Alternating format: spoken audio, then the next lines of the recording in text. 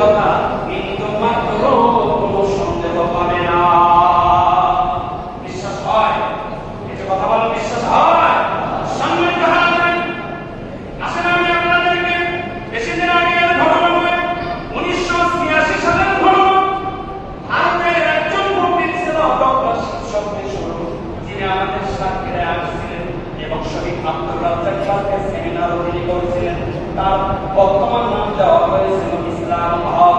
উনি একটা কিতাব লিখছেন, আমি কেন মুসলমান হলাম।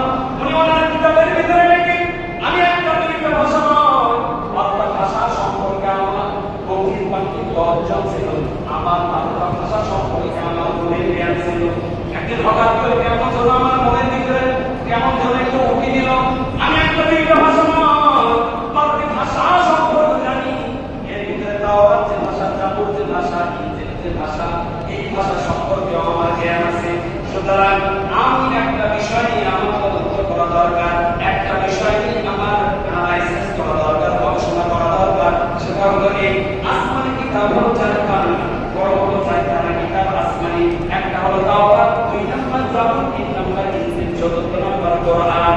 আমি একটু ওই আসমানি কিতাব নিয়ে একটু ঘাটাঘাটি করবো, আসমানি কিতাবের ভিতরে কোনো গুণ আছে না নাই, এই বিষয়ে চিন্তা ভাবনা করে যখন